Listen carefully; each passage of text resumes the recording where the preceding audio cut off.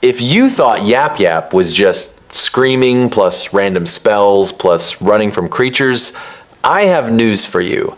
This game heavily rewards those who play smart. It's a co-op horror chaos game where you raid an archmage's tower to vandalize everything using wands, artifacts, and even your own voice to cast spells. And that opens up a lot of room for optimization that few people notice at first. If you want to stop surviving by luck and start controlling the mess like a professional magical vandal, then come with me. I'm Matthew, and let's get into the tips. Dual wielding is the kind of thing that feels like a dirty trick until you try it and realize it's actually the most fun way to play. You stop thinking about isolated spells and start building chains of control plus destruction in the same fight. The best part is that it fits perfectly with the game's vibe, which practically pushes you to improvise because it barely explains anything properly. The trick here is to get used to alternating wands in rhythm, like weapon swapping in a shooter. I use one to position the enemy and the other to capitalize on the chaos. In the wind plus telekinesis example, you can feel the combo working when you keep the enemy constantly uncomfortable. Knock back to keep them from touching you, while the environment turns to dust with tornadoes shattering objects and clearing space. And there's a game-changing detail. When you reduce cooldowns with potions, you turn this combo idea into controlled spam. For me, that's when YAPYAP becomes addictive, because the fight turns into a loop of control, keeping the threat away, plus efficient vandalism, breaking, knocking down, creating openings, all without giving the game a chance to punish you. If I were to give a personal touch on how to use this well, it would be, don't just try to deal damage, try to own the space.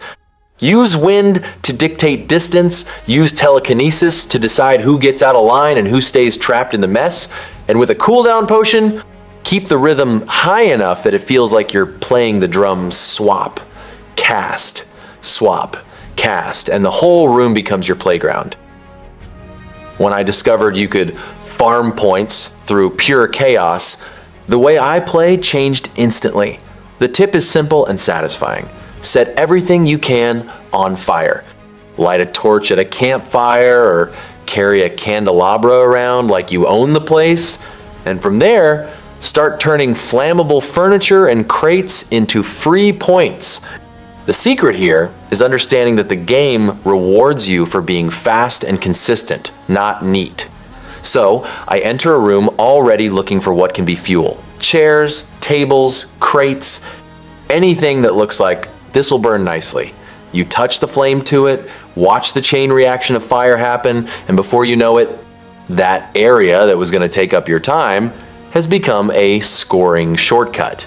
Now, the part that makes this absurd is combining it with the storm spell. I like to use it as a cleanup button. First, I spread fire in the right spots. Then I release the storm to sweep the room and finish the job. The result is that you clear areas much faster and stack chaos in the most efficient way possible without picking off enemies one by one. Best of all, this strategy gives you rhythm. You don't get stuck overthinking, you just maintain the flow of light, spread, storm, move on. If you want to make it even more consistent, always think about carrying a fire source when entering a new section, because then any room becomes an opportunity to score and progress at the same time. After I passed the first quota in YAPYAP, I felt the game open up a second layer that many people ignore. Potions become the new normal. Once you unlock the alchemy lab in the basement, it's like you've been given official permission to break the game's pace in the right way, building a utility kit that makes every run more productive. What I do is pretty straightforward. I go after the potions that change the match clock in your favor. Cooldown reduction is the most important because it turns your kit into something much more constant. Speed comes next because it gives you pathing control and helps you avoid wasting time on micro adjustments. And healing closes out the trio, so you don't play in fear. The feeling is going from a reactive style to being the one who dictates the map's pace. Then comes the best part, With low cooldowns, you start spamming high-tier spells like Updog without that flow-killing interval. In a timed run, this is massive because every second saved turns into more clearing, more completed objectives, and less dead time repositioning. I use Updog as a run acceleration tool. Enter, spend heavy, recharge fast, repeat. If you want to keep this consistent, think of potions as race prep, not emergency items. I always try to leave the basement with a plan. Which potion is for keeping the engine running, which is for mobility, and which is the insurance policy in case things go wrong. Doing this, YAPYAP stops being just survival and becomes pure efficiency. If there's one thing I've learned, it's that ignoring contracts is leaving money and progress on the table. I like to treat these as side objectives with a turbo. You press G and see the list, it starts with 3, but when you find more in scrolls, the run gains a bunch of alternative routes that, in practice, make the quota feel smaller than it actually is. The coolest part is that contracts force you to play differently, and that usually rewards you for going beyond the basics. Instead of just clearing an area and leaving, you start thinking, how do I kill time and gain bonuses at the same time? When it clicks, it's the kind of bonus that doesn't feel small. It pushes your economy and your progress all at once. And then there's the more YAPYAP side of the missions. Some contracts ask for absurd things, like using the grotesque wand to pee on monsters or turning guys into fish. It sounds like a dev's inside joke, but it works. The catch is that you need specific wands, so you can't assume it'll always happen, but when it does, these contracts literally blow up the quota because you earn reward upon reward for something you were already going to do along the way. My advice: start the run, press G, and decide early which contracts are free with what you have on hand. If a contract appears that depends on a specific wand, I start playing with one eye on the loot because it's worth adjusting your path to try and complete it.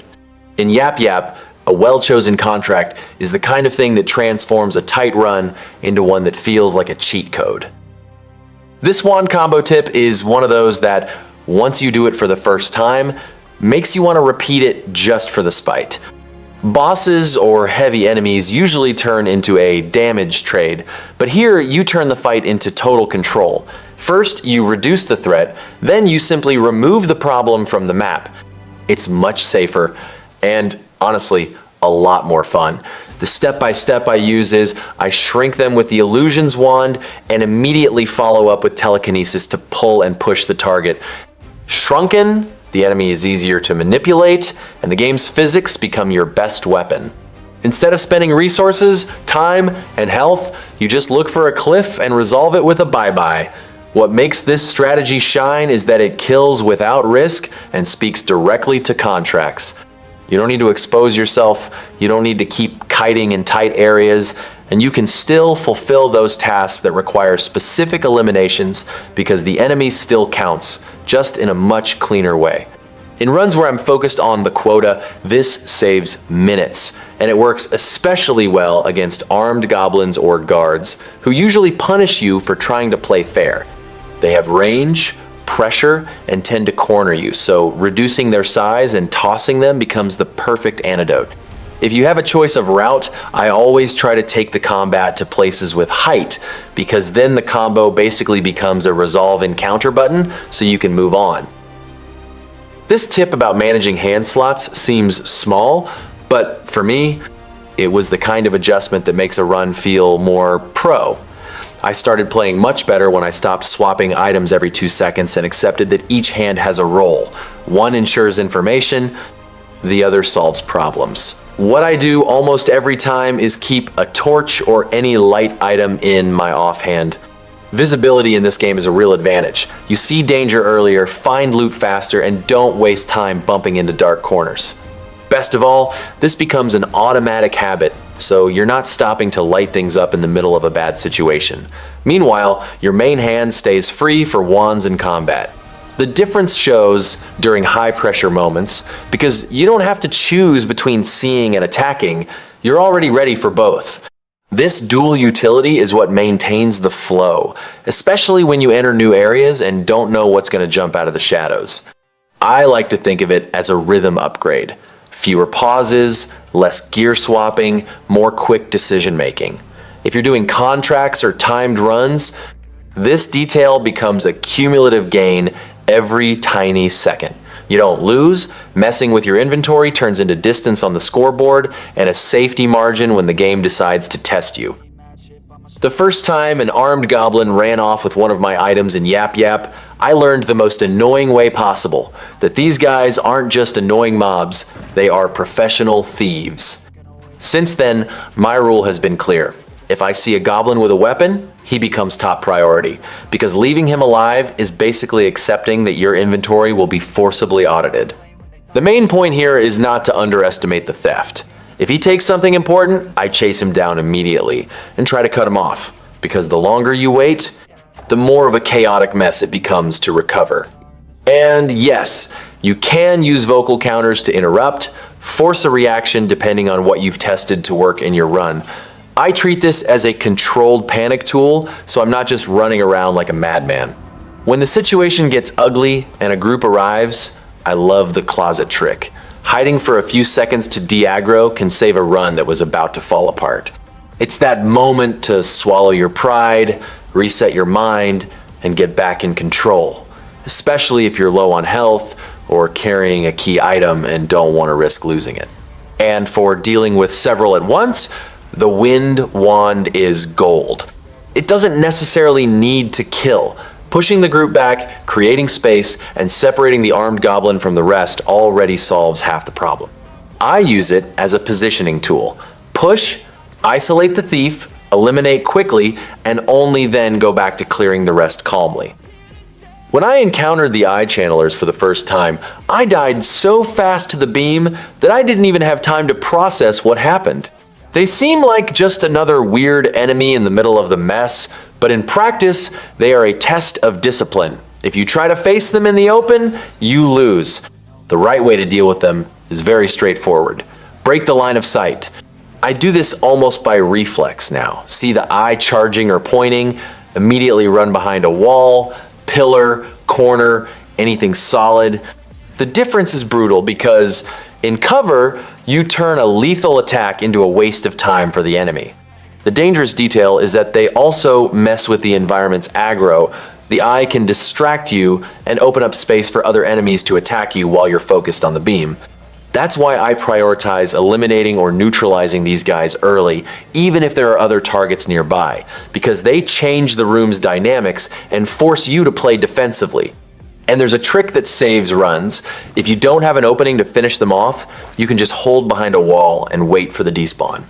I use this when the room is chaotic or when I'm carrying an important item and don't want to risk it. Better to lose a few seconds in cover than lose the whole run by trying to be a hero in the open field. I love it when YAPYAP rewards you for paying attention to things that seem like just scenery, and vocal puzzles are exactly that. Whenever I see those pedestals, I already think, okay, there's a hidden bonus here that could change my run. And the best part is, it's usually worth the stop because you come out stronger without having to fight for it. The setup is to activate the pedestal and face the pitch challenge, which sometimes comes with physical examples, like scales with boxes. I like these puzzles because they break the combat rhythm for a moment, but they don't feel like a waste of time. You solve them quickly, learn the pattern, and get back to the action with a concrete advantage. What makes me prioritize this mid-run is the type of reward: extra wands or gold. An extra wand can turn into immediate synergy with what you already have, or cover a weakness in your kit. Mid-run gold can be the difference between I'm barely making it and I can comfortably buy or adjust my build. In other words, you move from improvising to being in control. And there's a strategic side I enjoy. These rewards vary your arsenal, so you aren't stuck with whatever dropped by luck. If the run started a bit dry, a vocal puzzle is my favorite way to buff the deck without relying on RNG. Whenever possible, I fit at least one of these into the path because it pays off in both power and consistency. In co-op, extraction is that moment when the run decides if it will become a good story or collective trauma. I've learned that dying for nothing is a luxury the team can almost never afford, because if the quota fails, there's still a penalty, and everyone feels it. So, for me, the right mentality is, I only accept going down if it truly guarantees that the rest of the group can extract. What changes everything is communication and role division. One player draws attention, another carries what matters, another clears the path, and nobody tries to be a hero at the last minute. If someone is really messed up, sometimes the best thing is for that player to play more defensively and act as an anchor while the others finish the objective, because the run doesn't reward bravado, it rewards consistency. The crystal ball is the tool I wish I had used sooner. It lets you spectate allies and actually plan instead of being in the dark, imagining where everyone is. You see who's stuck, who's near the exit, who needs help right now, and then you make rational decisions. Do I run to save them, or do I just hold position and guarantee extraction? This vision greatly reduces the final chaos. And yes, memorizing the teleports helps a lot because they put you at the purple tower at the top. Knowing this transforms extraction into a routing problem. You stop walking in circles, choose the right teleport, and shorten the path when the clock and enemies close in. When everyone on the team understands this detail, extraction stops being a panic and becomes execution.